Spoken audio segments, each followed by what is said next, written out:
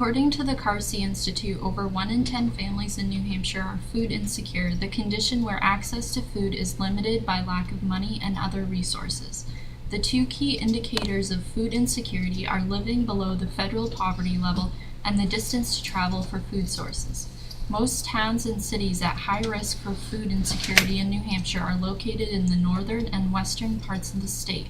The only food options available here are convenience stores and seasonal farm food. This is also a low access area where most families live more than 5 miles away from the nearest retail food store. The impact of distance doubles the likelihood of food insecurity, especially in a rural state where there is no public transit. Food assistance programs like New Hampshire's food stamp program and WIC for women, infants, and children are more available in areas with many retail food outlets. Consequently, low-income people in rural areas are further limited in their access to food. Federal and state cuts have also reduced welfare recipients' access to healthful foods, and inflation of food prices has further diminished spending power. Food insecurity affects many aspects of health, ranging from childhood development, quality of life, and general health status. In New Hampshire, 2 out of 3 adults are overweight or obese, according to the Behavioral Risk Factors Surveillance Survey. Areas with the highest prevalences of obesity and dietary-related illnesses are in the northern part of the state, where there's a lack of access to affordable, healthy food. Coos County in New Hampshire has the highest prevalence of obesity and coronary disease, according to the BRFSS. This is a part of the state where people must drive more than 5 miles to obtain a limited variety of food from a limited selection of stores. This is an example of a food desert, a growing problem in New Hampshire. Grocery stores are being driven out of business, and low economic activity is affecting population growth. Even though food insecurity may be more evident in northern New Hampshire, it is still prevalent on the seacoast and in Durham.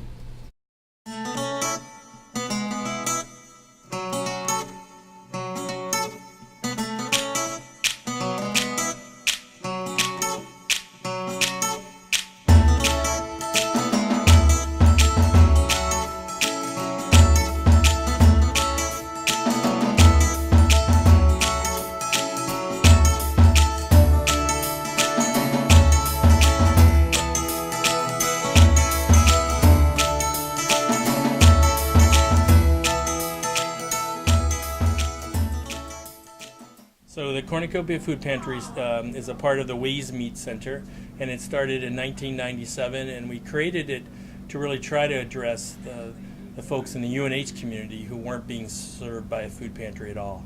So it started very small. It was in a really small room in Christensen Hall, and we pretty much had cans, and we usually had 3 to 4 or 5 people at a time, and people would come, and it was pretty low key. And then we do food baskets 3 times a year now at Thanksgiving, Winter, and Earth Day. And back then we did them once at Thanksgiving, and I think we did 5 baskets the first time.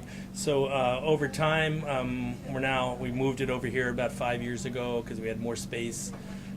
We serve sometimes over 50 people, 50 units of people, families a week. And then our food baskets, last year we did 215 at Thanksgiving and 225 at wintertime and about 110 at Earth Day. So we get these filled by asking people to donate that way. So we started to tell people to donate what they eat. So instead of buying really cheap food, to donate to a food pantry, to donate the food they eat. And Durham is an affluent town, so people are buying good food here. And the other thing is that we really can store a lot of non-perishable food.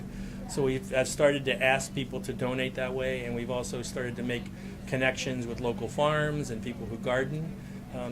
We've added a food rescue component to our program where we work with businesses and others who have food that they need to throw away because they can't sell it or choose not to sell it, and to redirect it to food pantries so that we can give it to people. We partner with the Works, and we're trying to get the Durham Marketplace, and we do When Pigs Fly. What else? Trader Joe's. So we get bread, we get bagels, we get fruit and vegetables, we get meat, we get deli products, and that's been amazingly successful. And in the United States, 40% of the food is wasted. And we're trying to put a little dent in that 40% and get good food to people. So you may have heard someone say that the food pantries they go to don't have fresh food. That happens a lot just here in the Seacoast, and a lot of people who come to the pantry say the pantries they go to pretty much have cans. So we're working hard to have a better type of food here, and our next goal is actually to expand that so other food pantries can do the same thing so that everyone can be fed, just not our customers. So we also try to make sure that the folks who come here feel valued and welcomed and respected and treated with compassion and care and love. We don't have any application process. We're in this community together, and we want you to feel like we're all the same.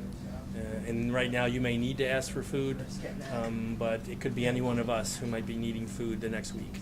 So we try to make sure that folks don't feel like the other when they come here. And our volunteers are amazing. Our community members and our students they treat people with great kindness. Yeah, and the other bigger piece is we just showed a movie on campus called A Place at the Table. It's about hunger and food insecurity in the United States. Is we don't want to lose sight of the big picture, that the United States, which is the wealthiest nation on earth, and New Hampshire, which is by and large almost the wealthiest state in this country, and Durham is one of the wealthiest towns in the wealthiest state, that people shouldn't be hungry, and they shouldn't be food insecure. And it's a failure of the system, political, socially, corporate-wise, that this is the case, and that people's the demand for food is going up. Food stamps have been cut, which is absolutely reprehensible.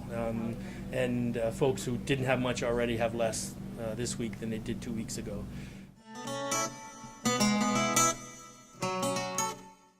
So Campus Kitchen is a way to rescue food from dining halls and restaurants, any really local companies, and then prepare a meal.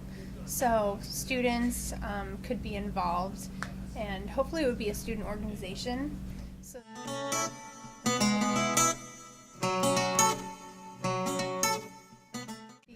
So I think that there needs to be a dialogue, and movies like A Place at the Table are good openings to that. So showing more movies, talking about it, having students talk about it more, I think is really important. No one really does. It's kind of just this hidden problem.